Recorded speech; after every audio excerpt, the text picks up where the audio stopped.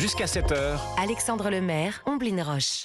Europe 1, il est 6h41. Comment stopper la nouvelle flambée à la pompe? Pas sûr que la dernière initiative du gouvernement fasse mouche. Les enseignes de la grande distribution le disent. Elles n'ont pas du tout l'intention de vendre leur carburant à perte. Vous en parlez avec votre invité, Alexandre Lemaire, Richard Ramos, député Modem du Loiret. Bonjour Richard Ramos. Bonjour. Un projet de loi doit arriver au Parlement pour autoriser la vente à perte des carburants pendant quelques mois. Alors, si l'on en croit la réaction de la grande distribution, il n'a pas besoin de se presser, ce projet de loi. Auchan, Carrefour, Casino, Intermarché, Leclerc et Système U ont fait passer ce message unanime hier à Bercy. Pas question de vendre à perte. Elles resteront sur la même politique tarifaire des opérations à prix coûtant. Rien ne bouge. Ah, on a perdu Richard Ramos, je crois. Richard Ramos, m'entendez-vous? Avez-vous entendu ma question? Non, Richard Ramos? Je n'ai pas entendu votre question. Oui, je disais donc que réunis à Bercy hier, les enseignes de la grande distribution ont fait une première réponse à l'initiative du gouvernement concernant l'autorisation temporaire de vendre les carburants à perte. Pour la grande distribution, c'est non. Est-ce que c'est une réponse qui vous surprend? Non, à la fois ça ne me surprend pas, mais le problème c'est que c'est de toute façon une mauvaise idée. On ne peut absolument pas laisser la grande distribution vendre à perte. Parce que si on fait finalement ça, ça veut dire que nos 6000 pompistes dans la campagne, ils vont crever. Les pompistes indépendants, Les petits pompistes indépendants, vous savez, quand vous êtes au fin fond de la Lozère, au fin fond de la Corrèze, et que vous avez que votre petit pompiste, si on laisse la grande distribution vendre à perte, les gens vont changer leur consommation et ils n'iront que dans les supermarchés. Et ça veut dire qu'on avait autrefois 40 000 pompistes, on en a 6 000 en France et on va les faire crever. C'est un maillage territorial. Et donc déjà, en tant qu'aménagement du territoire, c'est une grande bêtise. Bon, vous ne voterez pas cette mesure, de toute façon. Non, je ne voterai pas cette mesure. Et puis vous savez, c'est très simple. La grande distribution, ce sont dans les départements les gens qui, à peu près, sont les plus riches. Ils ne vont pas vendre à perte. Ils vont vendre l'essence à perte, mais ils vont se rattraper dans le supermarché sur d'autres produits, notamment sur des produits alimentaires, et notamment, qu'est-ce qui va se passer dans les boxes de négociation? On va encore faire crever nos paysans parce qu'il faudra se rattraper sur les produits alimentaires. Bien, votre conviction à vous, Richard Ramos, vous êtes député Modem, vous dites qu'il faut agir sur la taxe sur les carburants, la TICPE, taxe intérieure de consommation sur les produits énergétiques. Et oui, quand on achète du carburant, il y a plus de 50 centimes sur 1 euro, c'est de la taxe. Quand le pétrole monte, quand l'essence monte, c'est une sur-recette pour le gouvernement. Eh bien, je pense que le gouvernement doit rendre aux Français, doit rendre aux consommateurs ce qu'il a gagné, ce qu'il a engrangé en plus par l'augmentation de l'essence.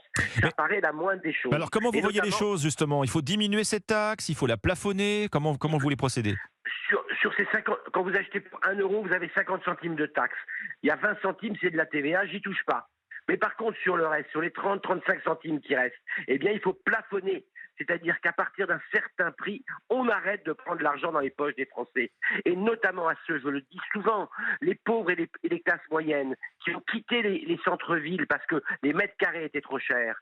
Ils sont venus dans la ruralité. Ils sont obligés de faire leurs 50 km par jour, voire plus, pour aller rouler. Et ils vont au travail. À ceux-là, quand ça augmente, on arrête de prendre la taxe. Oui, mais Richard Ramos, si l'État refuse cette fois de prendre en charge une ristourne sur les carburants, c'est bien à cause de l'impact sur les finances publiques. Bruno Le Maire applique la fin du quoi qu'il en coûte. Il l'a dit, une nouvelle ristourne sur le carburant coûterait au bas mot 12 milliards d'euros à l'État. Mais c'est vrai, c'est des choix. Vous savez, la politique, c'est choisir. Moi, je pense que cet argent-là, c'est pas du moins dans la poche de l'État, puisqu'il n'aurait pas dû arriver cet argent-là, puisque c'est le surcoût de l'essence qui a fait que l'État a surengrangé.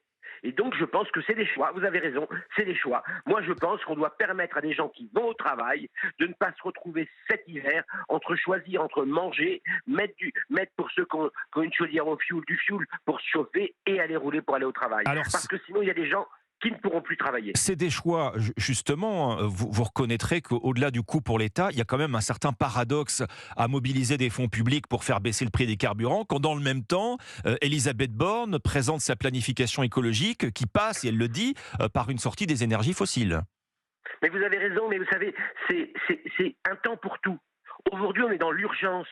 Quand votre voisin, monsieur ou madame, qui nous écoute sur Europe 1, il est en train de crever de faim, vous demandez pas pourquoi il crève de faim. Vous commencez par lui donner à manger. On s'occupe de Là, la fin on a du mois déjà- avant la fin du monde, c'est ce que vous dites. Exactement. Oui. Donc, évidemment qu'il faut décarboner. Mais là, on est sur un hiver qui arrive avec des gens qui ne pourront plus aller travailler parce que l'essence est trop chère. Il faut leur redonner ce pouvoir d'achat. On est dans des mesures d'urgence. Bien sûr qu'il faut décarboner. Bien sûr qu'il ne faut pas aider de façon pérenne le carbone et donc l'essence. Mais là, on est dans une crise. Et une crise, c'est maintenant qu'il faut la régler. Vous allez déposer des amendements, Richard Ramos, dans le projet de loi de finances 2024. Vous allez proposer quoi concrètement ? Vous savez, moi, je suis dans la majorité présidentielle, je suis MoDem, et au MoDem, avec François Bayrou, on a toujours été un parti libre, et moi, je suis libre. Donc, je vais en parler avec mon groupe. J'ai déjà, hier soir, parlé avec mon président de groupe, Jean-Paul Mattei, et je regarderai comment, dans le budget de l'État, je mettrai des amendements qui permettront de défendre cette idée qui me paraît la plus juste.